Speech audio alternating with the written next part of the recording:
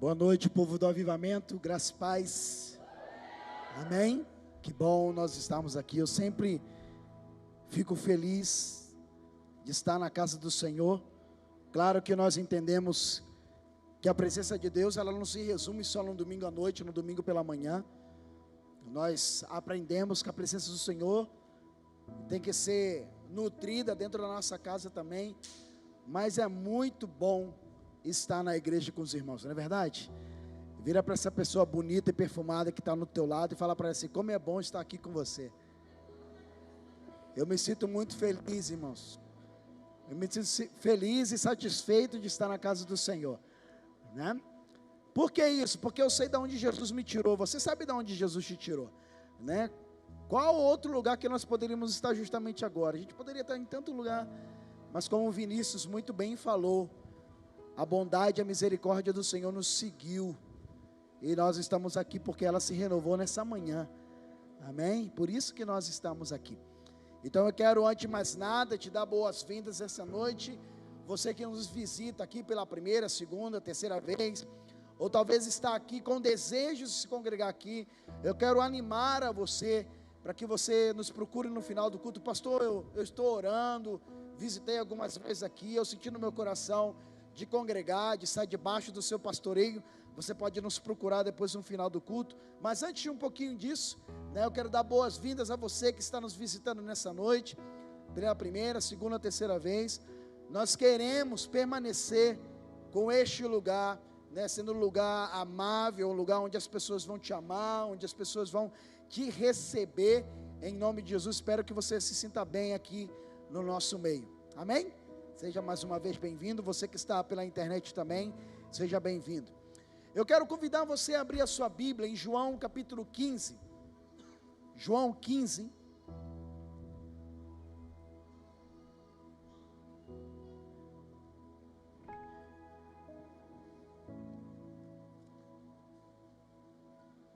Desde quarta-feira, o Senhor tem falado através das palavras que tem ministrado no meu coração, sobre ambientes de obediência, ambientes de fé.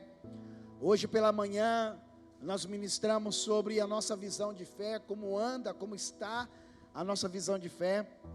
Quem esteve aqui pela manhã, infelizmente nós tivemos algumas dificuldades na internet, então não está salva a pregação, mas nós falamos que o que é fé, pastor?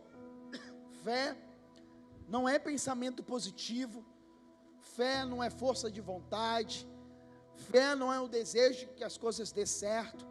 A fé é muito mais do que isso. Biblicamente falando, fé é uma maneira de andar, é um procedimento de vida, é um estilo de vida. Fé é isso. Paulo vai dizer em 2 Coríntios capítulo 5, versículo 7, se não estou enganado, que nós não andamos por vistas, nós andamos pela fé.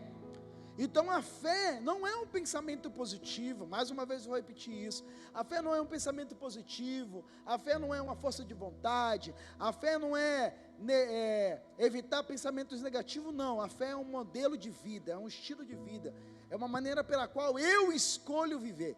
E a palavra do Senhor nos incentiva, nos anima a viver pela fé. Pela fé. O justo, ele viverá por quê, irmãos? Pela fé. E se ele retroceder, a palavra do Senhor diz o quê? O justo viverá pela fé. E se ele retroceder, a minha alma, ou seja, o meu interior, o mais íntimo do meu ser, Deus falando isso, não aceitará, rejeitará. E às vezes, né, hoje pela manhã também estava falando isso, às vezes a gente tem uma visão meio que romantizada das Escrituras, e esquecemos que nas Escrituras existem dois caminhos, nas Escrituras existem duas portas, nas Escrituras existe a bênção e a maldição, nas Escrituras existe o céu e o inferno. Pastor, mas o céu e o inferno existe? Claro que sim. Se existe o inferno é porque existe o céu. Jesus mesmo por várias vezes pregou sobre o inferno, falou sobre o inferno. Não que a gente vai ficar insistindo nisso, claro que não, mas o Evangelho, irmãos, é uma proposta, um projeto, um plano que é oferecido para nós, é uma oferta dada para nós, é um convite dado para nós. E todo convite ele precisa de uma resposta, ou sim ou não. Não é verdade? Todo convite existe uma resposta. Preciso de uma resposta. Um sim e não. Então hoje pela manhã, na quarta-feira nós falamos sobre fé. Hoje pela manhã também nós falamos sobre fé. Mas nessa noite eu quero mudar um pouquinho, se o Espírito Santo assim nos permitir, mediante aquilo que Ele ministrou no meu coração. Nós ainda vamos falar um pouco de fé, mas eu quero falar sobre as expectativas de Deus. Pastor, mas Deus tem expectativas sim. Quais, pastor? Humanas, naturais? Não. Deus tem expectativas acerca de mim. Deus tem expectativas acerca de nós. Ou seja, pastor, Deus espera alguma coisa de mim? Sim. Fala para a pessoa que está ao seu lado, Deus tem expectativas sobre você. Deus tem expectativas sobre nós. E nós vamos ver sobre isso, mas pastor, às vezes a gente tem uma falsa humildade, né, irmãos? Ai de mim, como assim Deus tem uma expectativa? Sim, irmãos, Deus tem uma expectativa sobre nós. Nós precisamos deixar de viver nessa sociedade vitimista, irmão, e começar a viver a realidade do céu. E a realidade do céu é de que eu sou filho e filha de Deus. Se eu aceitei a Jesus como Senhor e Salvador da minha vida, João capítulo 1, versículo 12 vai dizer o quê? A todos quanto o receberam, deu-lhes o poder de serem feitos o quê? Filhos e filhas de Deus. Então, se um dia você levantou a sua mão, aceitou Jesus como Senhor e Salvador da sua vida, você deixou de ser uma criatura e você ganhou a bênção de ser filho e filha de Deus. E assim como todo filho e filha, todo filho e filha tem direito a uma herança. E nós temos uma herança no céu, irmãos. Nós temos uma herança. Nós herdemos todas as riquezas espirituais em Cristo Jesus. Nós temos uma herança. O Pai não nos deixou órfão e tampouco sem herança. João capítulo 15, versículo 1 ao versículo 8, vamos ler aí. Esse texto é um dos textos que mais me toca nas Escrituras, e sempre quando eu tenho a oportunidade de ministrar, eu gosto de ministrar com essa ênfase. Deus tem expectativas sobre mim. Deus espera algo de mim. Não é que eu posso dar por mim mesmo, mas a gente vai ver aqui que é possível gerar algo para Deus. É possível gerar algo para Deus. João capítulo 15, versículo 1 ao versículo 8, diz assim: eu sou a videira verdadeira, e o meu pai é o agricultor. Todo ramo que está em mim não der fruto, ele o corta, e todo que der fruto ele limpa, para que produza mais fruto. Vós estáis limpos pela palavra que vos tenho falado. Permanecei em mim, e eu permanecerei em vós. Como não pode um ramo produzir fruto de si mesmo, se não permanecer na videira, assim nem vós o podeis dar, se não permanecerdes em mim. Eu sou a videira, vós os ramos. Quem permanece em mim e eu nele, esse dá muito fruto, porque sem mim nada podeis fazer. Se alguém não permanecer em mim, será lançado fora, à semelhança do ramo, e secará. E o apanham e lançam no fogo, e o queima. Se permanecerdes em mim, e as minhas palavras permanecerem em vós, pedireis tudo o que quiserdes, e vos será feito. Nisto é glorificado meu Pai, em que dê muito fruto, e assim vos tornareis meus discípulos. Amém? Deixa a sua Bíblia aberta aí, feche os seus olhos, coloca o teu coração diante do Senhor. E eu quero muito que você peça ao Espírito Santo para que Ele fale com você nessa noite. Não é porque o pastor Alain está pregando, não é porque eu orei, não é porque eu jejuei, não é porque eu preparei a palavra nessa tarde. Não, mas é porque Deus tem palavras que nos dá vida. E eu quero que você entre nessa palavra de vida nessa noite. Amém? Vamos colocar nosso coração diante do Senhor. Pai, eu quero te agradecer, porque o Senhor me fez um ministro do Evangelho. Senhor, nós podemos passar pelos nossos problemas e pelas nossas dificuldades, mas o Evangelho não sofre problemas e dificuldades. Como Paulo disse certa feita para um dos seus filhos espirituais: eu estou preso, mas o Evangelho não está preso.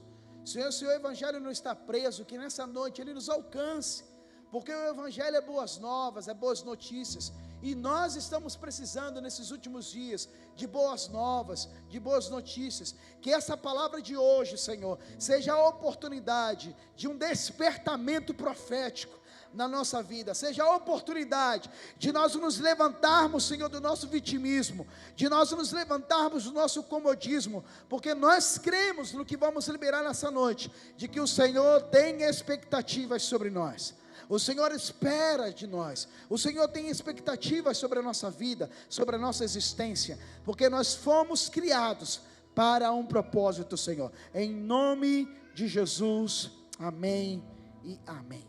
Irmãos, como eu disse, hoje pela manhã nós falamos um pouco sobre fé, nós falamos sobre a nossa visão de fé, e a visão de fé é possível alimentar a nossa visão da fé, primeiro pela obediência, nós precisamos obedecer. Segundo, porque eu creio que existe uma palavra, e eu usei o texto lá de Mateus capítulo 14, quando Jesus anda pelas águas, sobre as águas, no meio da tempestade, Jesus aparece para os discípulos. De primeiro momento os discípulos se assustam pensando que é um fantasma, mas logo em seguida Jesus se apresenta a ele, e se você conhece um pouco da palavra, você vai lembrar que Pedro diz: Senhor, se és tu mesmo, me faz andar sobre as águas, e Pedro anda. Mas acontece um problema nesse período.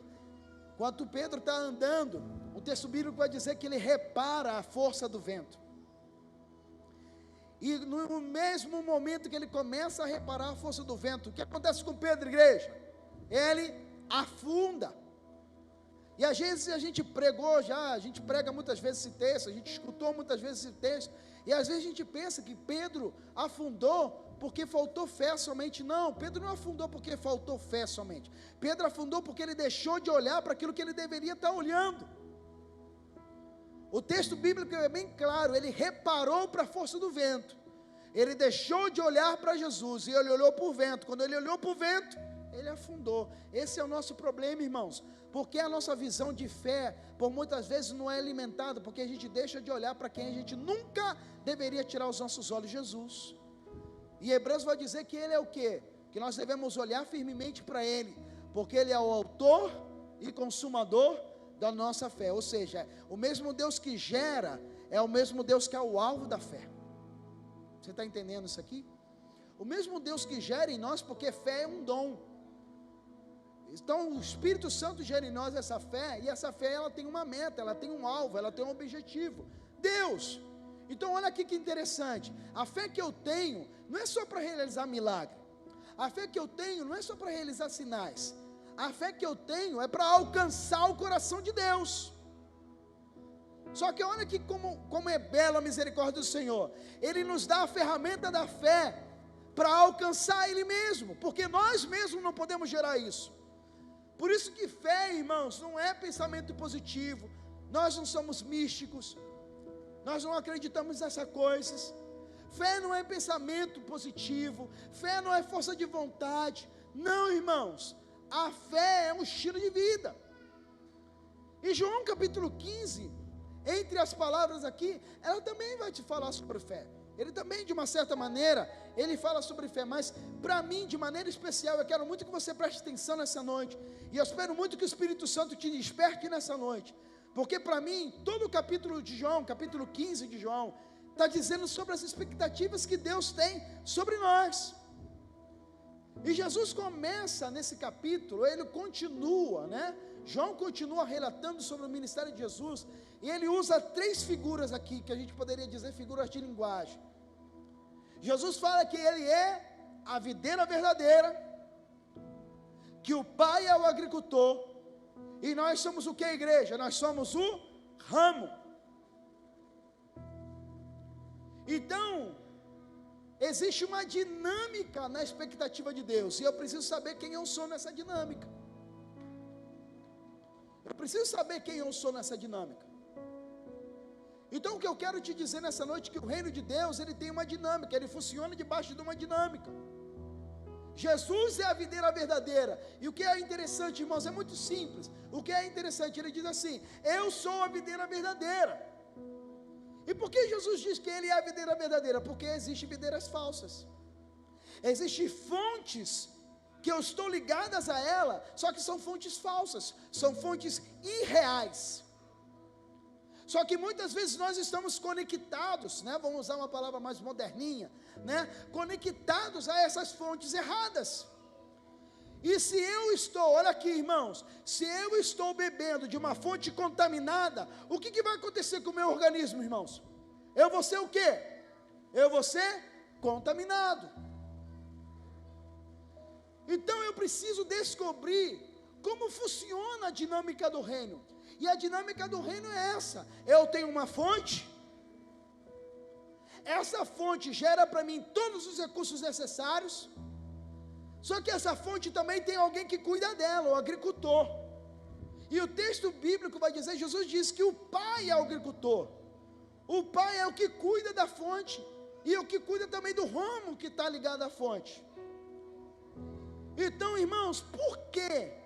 Por quê Deus tem expectativas sobre nós? Porque tudo que eu preciso para gerar fruto, Ele já colocou em mim. Amém, irmãos? Agora era para dar glória a Deus. Então eu vou usar uma palavra que uma vez a minha esposa compartilhou comigo de uma pregação que ela ouviu, a pregação sobre os talentos. Ela vai lembrar sobre isso.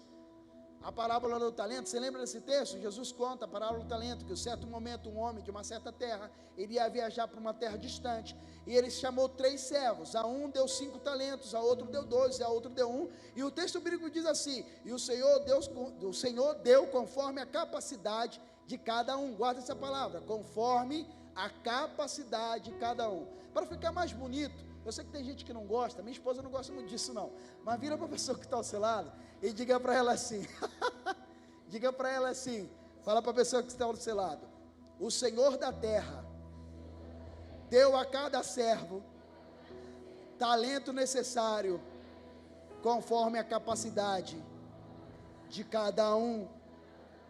Tá bom, Joicinha? Vou tentar falar menos assim. Conforme a capacidade de cada um. Qual foi o problema? O de 5 talentos, quem é bom de Bíblia aqui vai saber, não é verdade? Quem é de 5 talentos, o que aconteceu com o servo que ganhou 5 talentos? Ele saiu para negociar e ganhou mais 5. O de 2 talentos, pegou os 2 talentos que recebeu do seu senhor, porque o senhor viu que ele tinha capacidade de administrar aquele talento. Ele pegou 2 talentos e ganhou mais quantos, irmãos? 2. E o de 1 talento, o que ele fez? Pegou. E olha que interessante, irmãos. Eu fico pensando assim, a gente às vezes perde tempo trabalhando e nos esforçando com aquilo que não deveríamos fazer. O tempo que esse servo de 1 talento perdeu para cavar a terra, você já pensou nisso? Para cavar a terra, esconder o talento na terra, tampar o talento, olhar para ver se alguém está olhando, ele perdeu tempo, e o tempo que ele perdeu fazendo isso, ele poderia ter saído e ganhado mais 1 talento, sim ou não, igreja? Então Deus tem expectativa sobre nós. Por quê, pastor? Porque Deus tem expectativa sobre nós? Porque tudo que eu preciso para frutificar, eu já tenho, irmãos. Ele já me deu. Amém, igreja? Se eu estou ligado à videira verdadeira, se eu estou na fonte que é verdadeira, fidedigna, eu tenho tudo, irmãos, para frutificar. Então eu sou injustificável na minha falta de fruto. Eu não tenho justificativa nenhuma se eu não estou frutificando. Porque tudo que eu preciso, Ele já tem me dado, irmãos. Você crê nisso? Que tudo que você precisa para frutificar, Deus já te deu? Se você crê, levanta a sua mão e diz assim: Senhor, eu creio que tudo que eu preciso para frutificar, o Senhor já me deu. Você pode aplaudir ao Senhor por isso, irmão? Tudo. Na dinâmica da videira, eu não tenho justificativa de ser infrutífero. Vou repetir, porque essa frase aqui é legal para colocar no status do WhatsApp. Na dinâmica da videira, eu não tenho justificativa de ser infrutífero. Não tem, irmãos. Paulo em 2 Coríntios capítulo 4, versículos 6 e 7, diz que Deus iluminou, acendeu a luz em nós, do conhecimento da sua glória, e depositou esse conhecimento de glória, essa luz que ilumina, esse conhecimento de glória, dentro de nós, que somos vasos de barro, para que justamente a excelência não seja nós, mas seja aquilo que está dentro. Então o que Paulo está me ensinando aqui, irmão? Ele está me ensinando que teve um alto investimento na minha vida, que independentemente se eu sou vaso de barro ou não, o importante não é o vaso, não é a estrutura, mas o que a estrutura comporta, é o que a estrutura tem. O que Jesus fala, irmãos, por exemplo, sobre a questão da oferta é isso. O que Jesus fala? Qual era o problema dos fariseus, irmãos? O problema dos fariseus é que a aparência deles eram lindas. Eles conheciam a palavra, eles conheciam a Torá, eles conheciam as escrituras. Mas o que o Senhor vai dizer? Que eles são sepulcro o quê, irmãos? Sepulcro caiado. Não sei quantos de vocês, mas quando eu era criança, quando tinha velório, eu gostava às vezes de, a gente tem cada gosto esquisito, né, gente? Eu gostava às vezes de passar assim, até hoje mesmo, quando eu sou pastor, e eu espero que ninguém morra, em nome de Jesus. Se morrer, vai para o céu, amém? Mas às vezes eu tenho o costume de entrar no cemitério e ficar vendo lá, aí tem umas tumbas bonitas, né, irmão? Dá até vontade de morrer. Está amarrado. Tem umas tumbas bonitas, né, irmão? Tem uns anjos, né? Uns anjos lá em cima, coroa. Tem umas tumbas. Vamos falar a verdade, irmão. Não dá vontade de morrer, não. Fica tranquilo. Mas fica umas coisas bonitas, né, irmão? Linda, né? Tem tumba, irmãos. Aqui em Petrópolis, está um cemitério lá de Petrópolis, é a coisa mais linda, não é verdade? Lindo, né? Lindo. Dá até vontade de morar lá dentro, né? Mas ninguém quer morar, né? É bonito, né, irmãos? Mas aquela aparência, ela oculta a podridão que está lá dentro. Porque o que está lá, irmãos, está podre. Não é verdade, irmãos? Está podre. Poderia ser o cara mais bonito, ou a mulher mais linda, mas o que está ali dentro está podre. Está podre. Por quê, pastor? Porque a estrutura, irmãos, pouco importa. Se você é bonito ou feio, se você é musculoso, se você é vara de goiaba, não importa isso para Deus. O que importa para Deus é se você está disposto, e eu quero que você levante a mão direita, porque eu quero profetizar isso em nome de Jesus. Se você está disposto em colocar para fora o que Ele investiu aí dentro, você está disposto para isso? Amém? Porque eu vou precisar que você esteja disposto. Pode abaixar a mão. Ele investiu em nós. Ele colocou um tesouro em nós. E Paulo vai dizer isso. Vamos lá rapidinho. 2 Coríntios. Estou enganado em 2 Coríntios. 2 Coríntios capítulo 4, versículos 6 e 7. Esse texto é fantástico.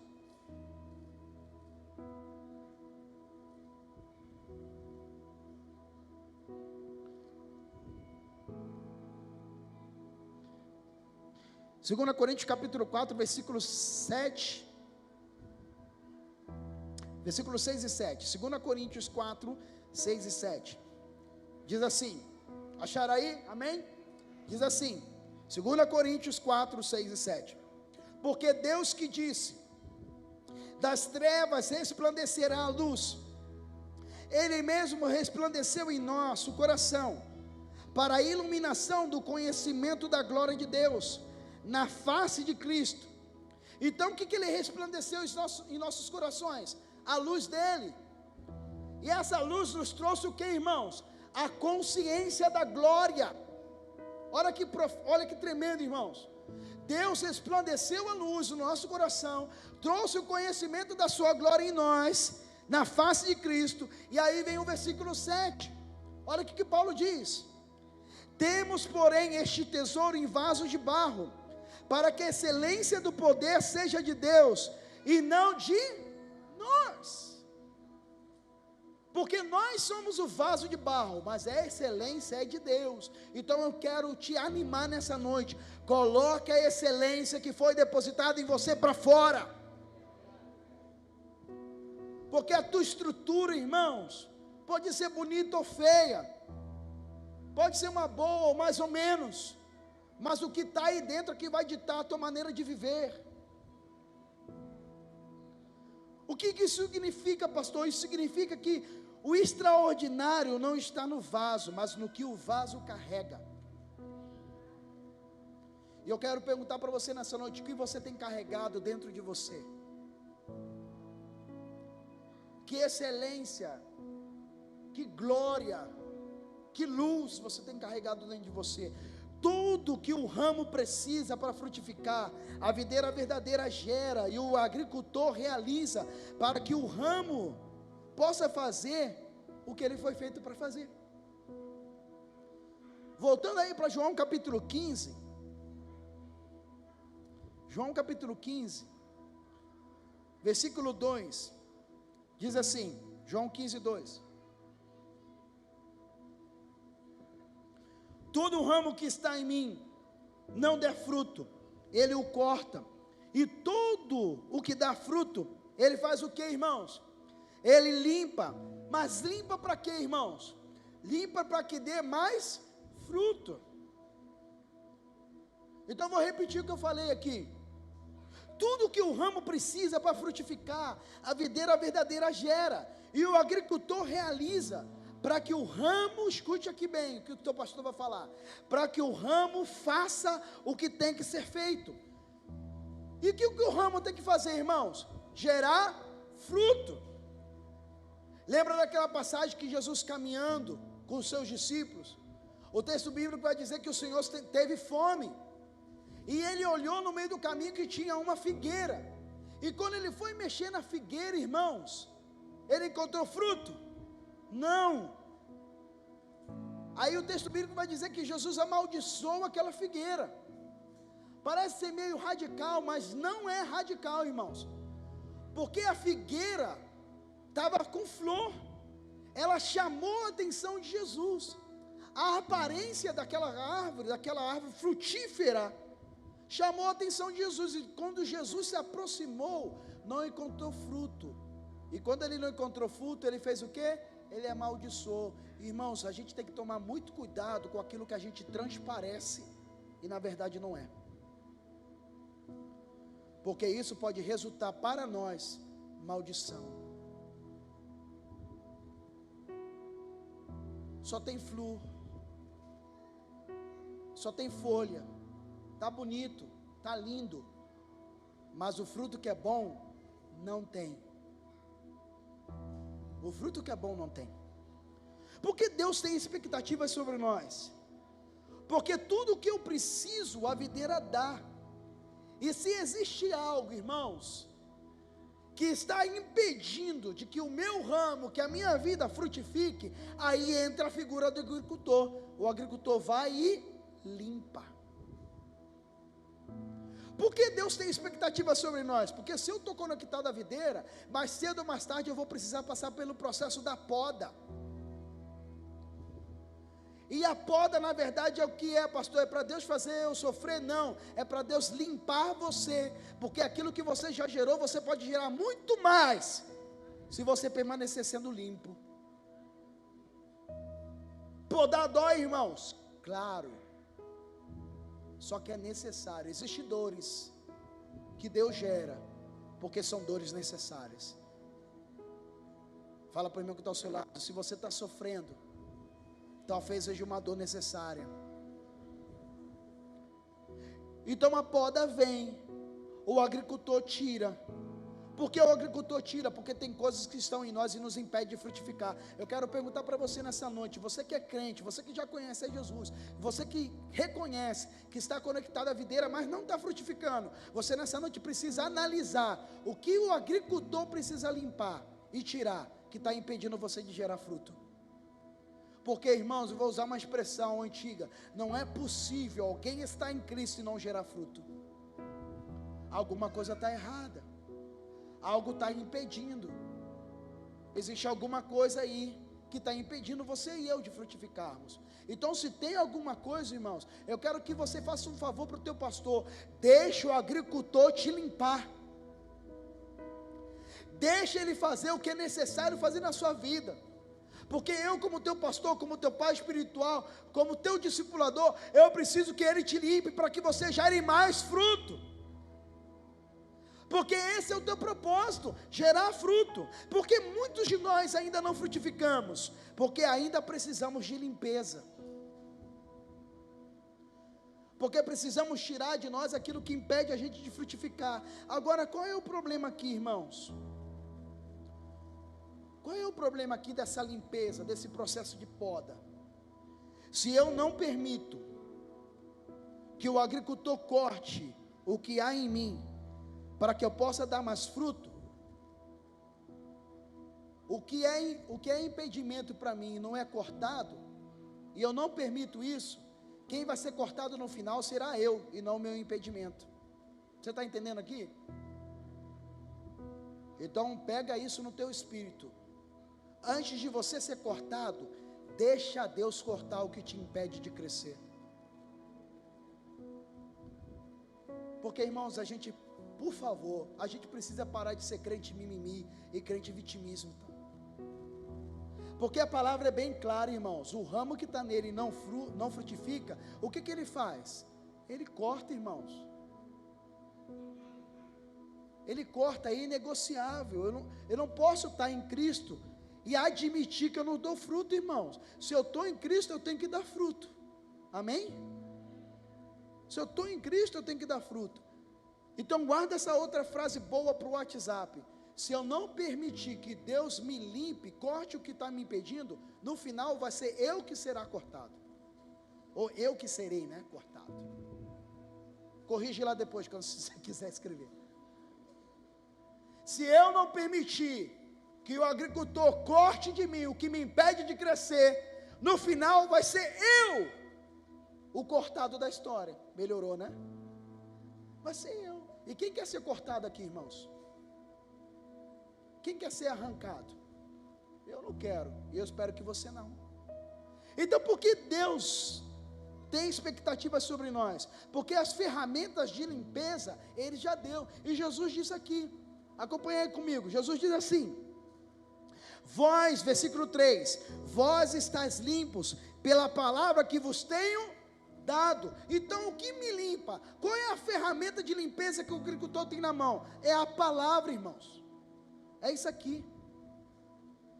A ferramenta do agricultor para me limpar é isso aqui. Você quer limpar o teu casamento? Entra na palavra. Você quer limpar a tua relação com os teus filhos? Entra na palavra. Você quer mudar de vida, mudar a tua mentalidade? Entra na palavra. Deixa a palavra te cortar, deixa a palavra te limpar, deixa a palavra fazer.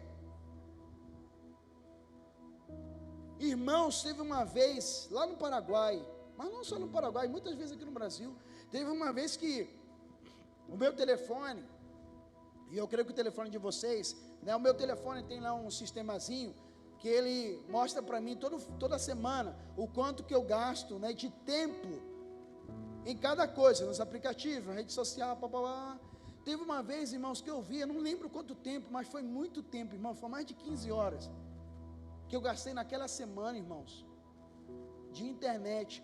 Aí eu me perguntei, quanto tempo eu gasto de oração?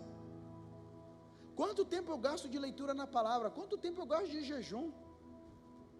Quanto tempo eu gasto de consagração? Irmãos, consagração não tem que ser um evento, irmãos. Consagração tem que ser um estilo de vida. A gente tem que parar de mudar isso, irmão. Tem que mudar essa mentalidade, irmãos.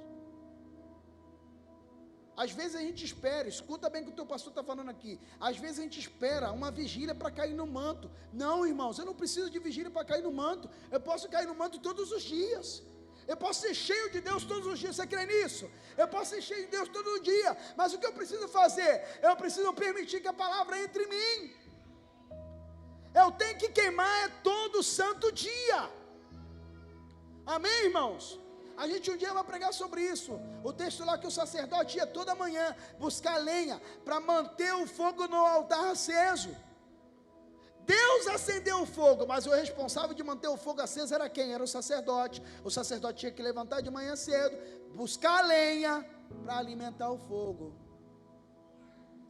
Você quer que o fogo não apague na sua vida? Tem um preço a ser pago, buscar a lenha. Não estou dizendo que a gente não vai ter vigília, não estou dizendo que a gente vai ter consagração. A gente não precisa ir para esse extremismo evangelical. Mas o que eu preciso ensinar a você, como minha ovelha, como meu discípulo, como meu filho espiritual, que consagração, que queimar por Deus não pode ser um evento, irmãos. Avivamento não é um evento. Avivamento é quando Deus muda de cidade, porque alguém naquela cidade chamou a atenção dele.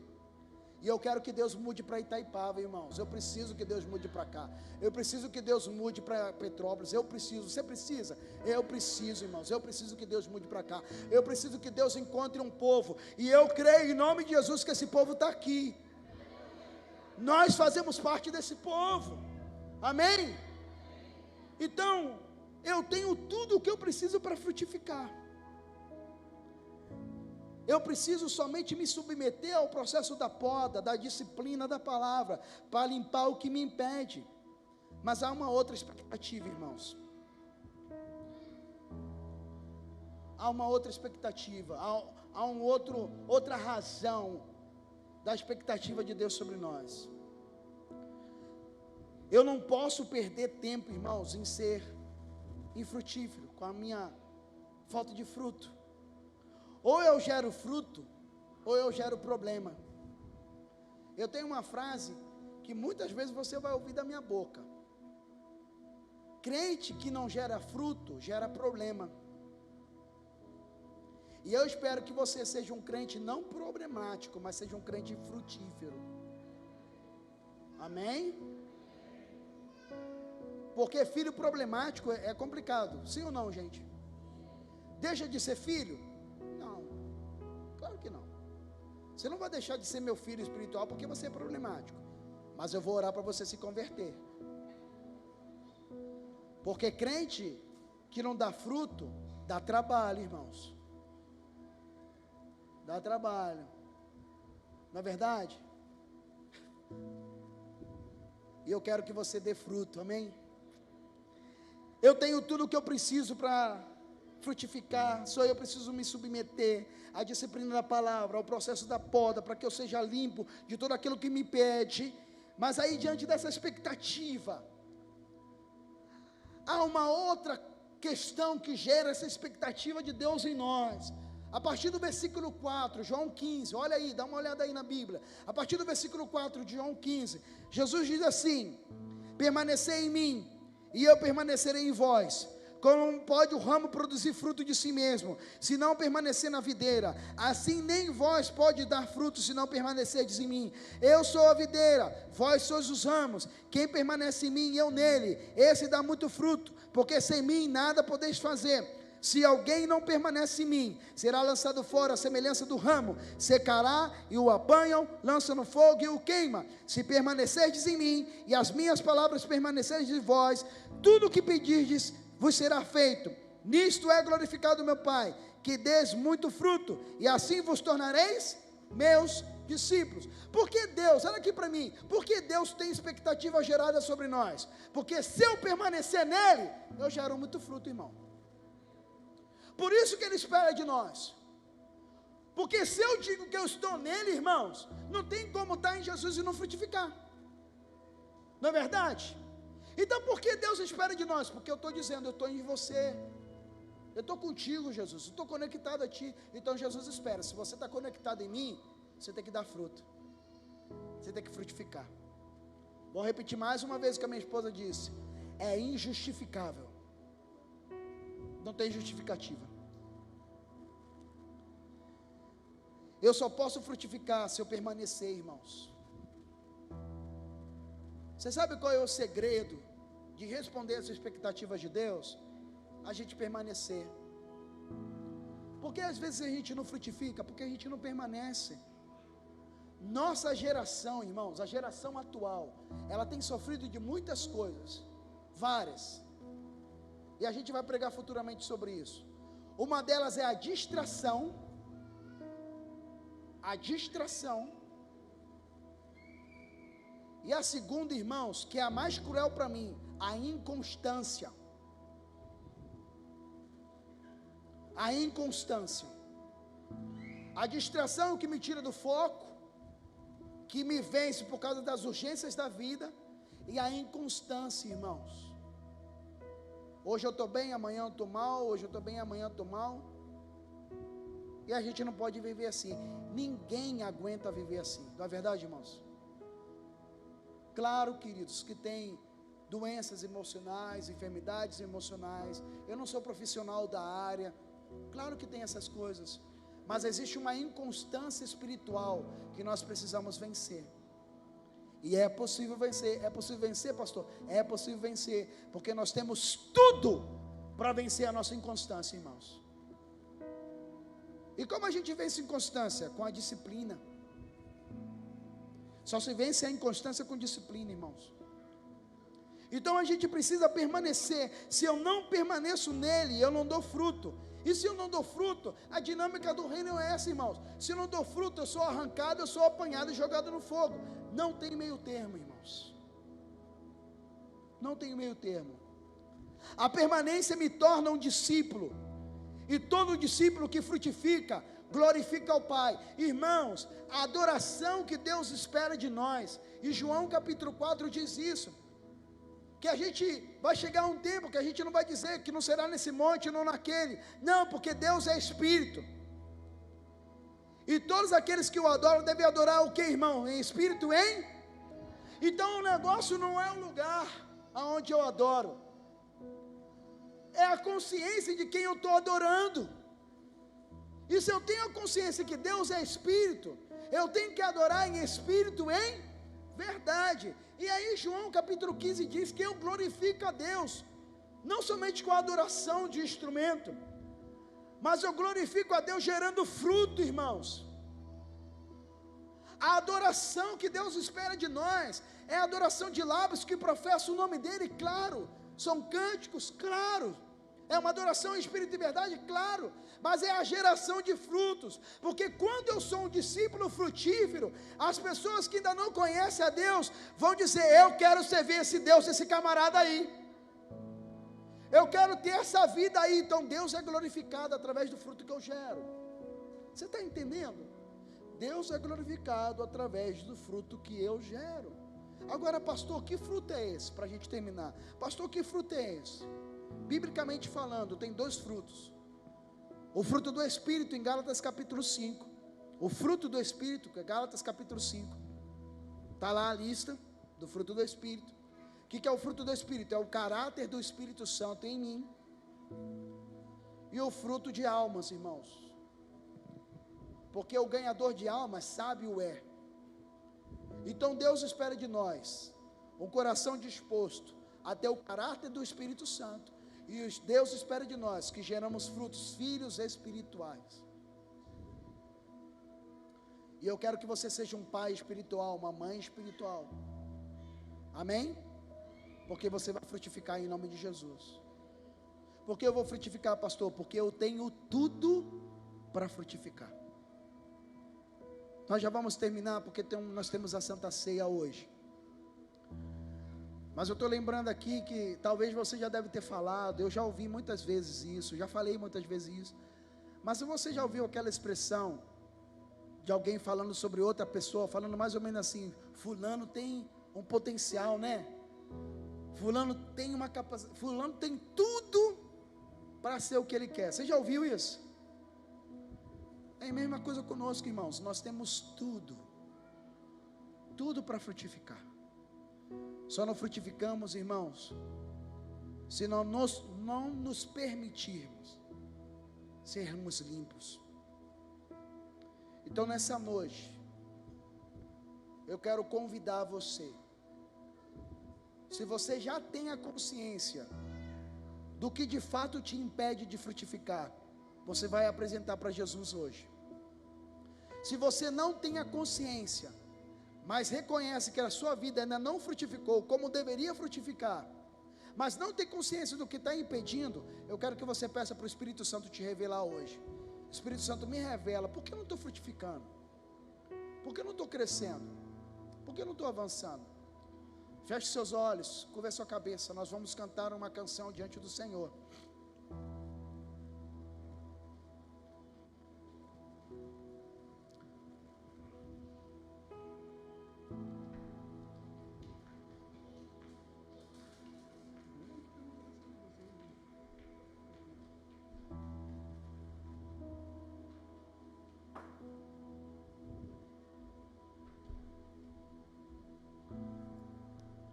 Se eu pudesse resumir a minha palavra, eu resumiria nessa frase: nós temos tudo para frutificar, mas o que está me impedindo? Feche seus olhos, ainda temos um tempinho. Eu preciso que o Espírito Santo ministre ao seu coração.